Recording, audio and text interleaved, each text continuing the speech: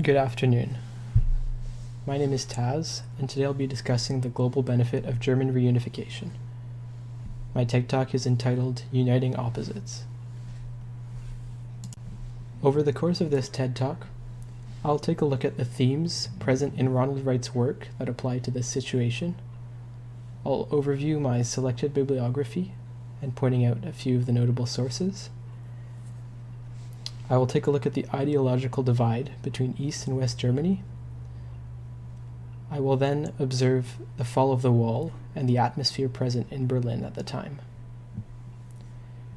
Next, I will take a look at the results of unification and how Germany became Europe's economic power.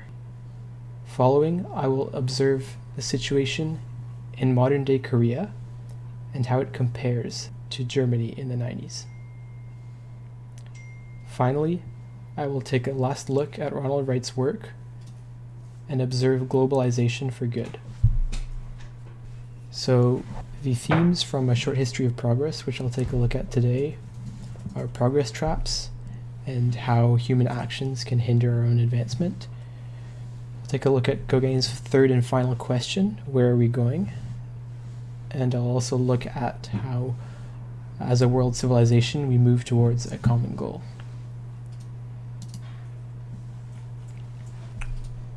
Here are a few of the sources I've used. Many of them are from academic or scholarly sources from the JSTOR library, and the others are from trusted journalism sites, including the New York Times.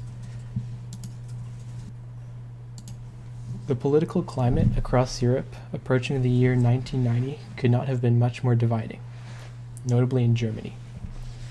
On one side was the West, known locally as Wessis, a capitalist democracy that reflected the system largely used in the Western world. This was a nation run by a conservative liberal coalition whose chancellor, Helmut Kohl, led the Christian Democratic Party.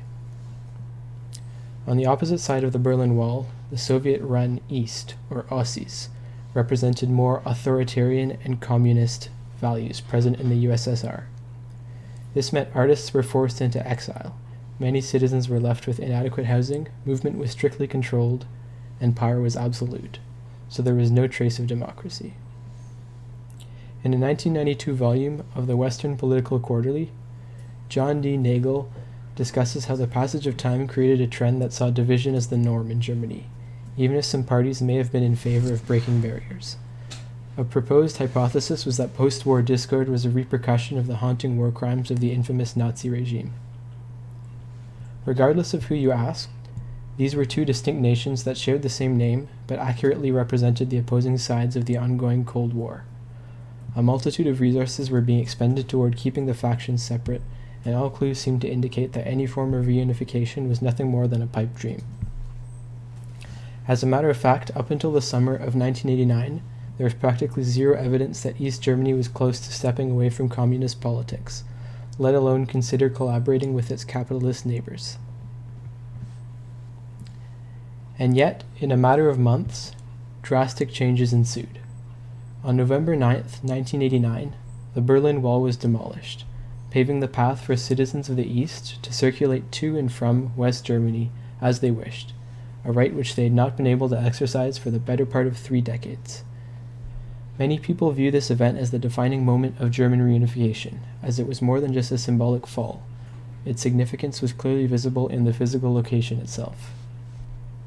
However, it is worth noting that this episode was just one of many that occurred in a remarkably sudden turn of events that brought the Ossis and Wessis together. Only a few weeks prior, civil demonstrations had driven out Erich Honecker, East Germany's veteran communist leader, and in quick succession, opposition members were participating in the round table of decision-making, and free elections were instilled for the beginning of the new year. The atmosphere in the nation at this moment was a feeling of cautious optimism. Though citizens recognized that there were still many hurdles to overcome before all matters were settled, both sides were able to celebrate what was evidently a step in the right direction for their future. This famous quote depicted on a mural reflects this positivity, attributing unification to the collective actions of common people. Regardless, news sources such as the Oxford University Press seem to provide more questions than answers on Germany's future. What did unification mean? What costs were Germans willing to bear? What role would Germany have in a new European order? The answers were not clear-cut.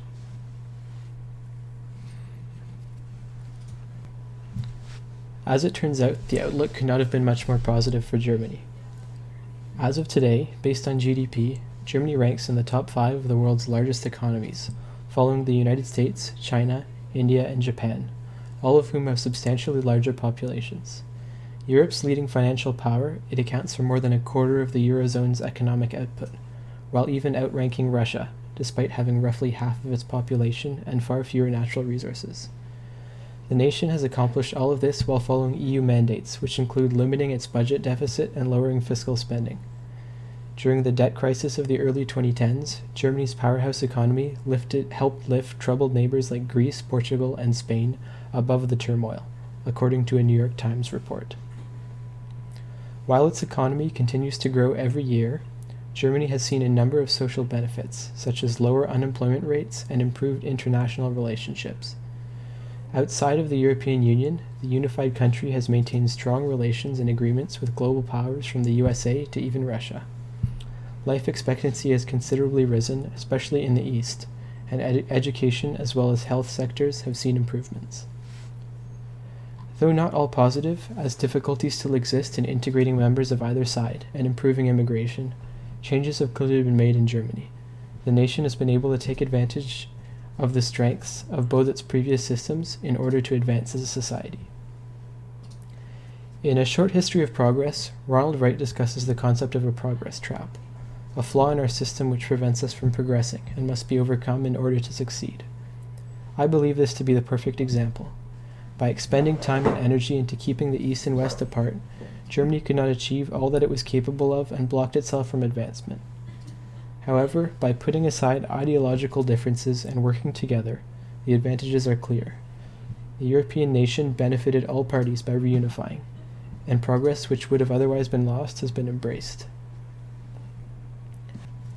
Modern-day Korea's situation resembles that of Cold War-era Germany, in that the North and South have contrasting politics and vastly different lifestyles.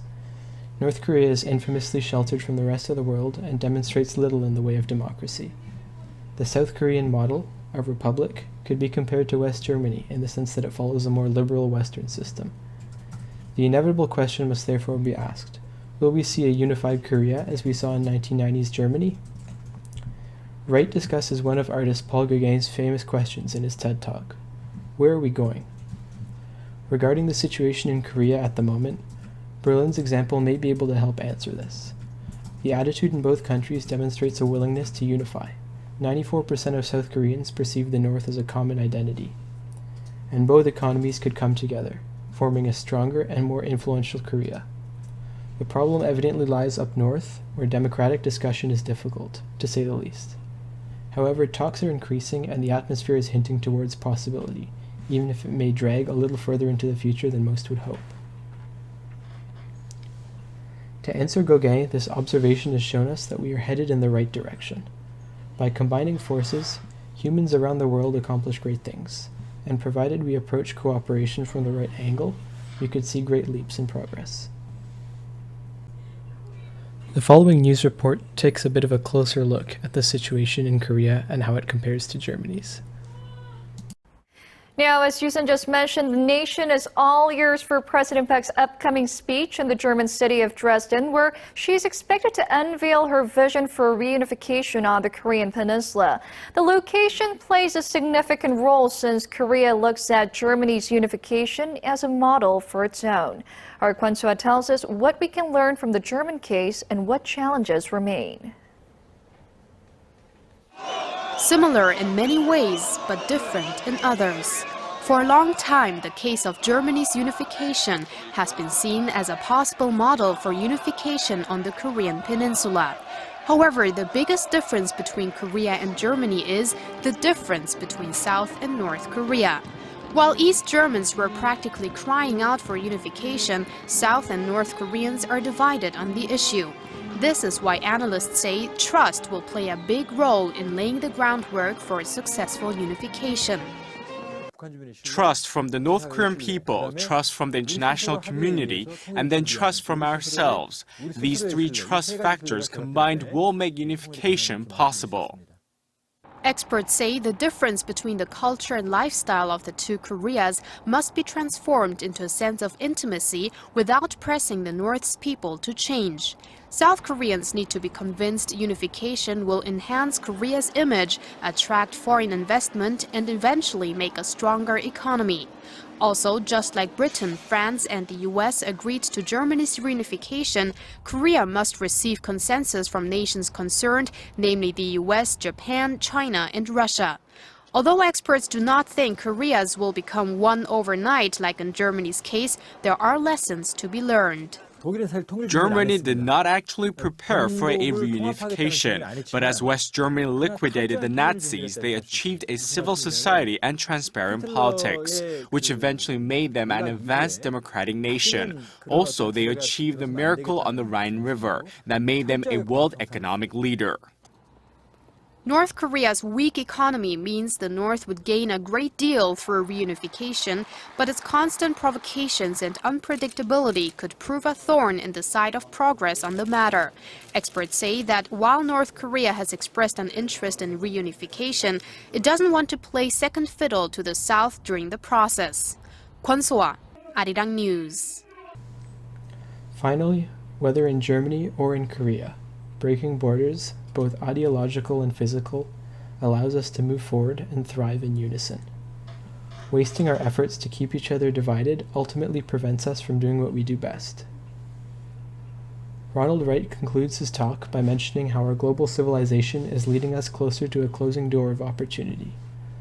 Though I do agree with our need to change our ways as a species, I will end my presentation by approaching the problem from a different angle.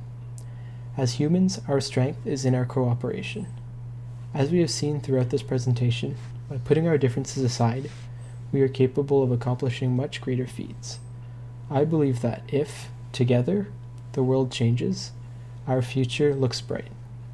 As one, we can undo the wrongs of our past and create a better destiny for everyone, especially our beloved planet.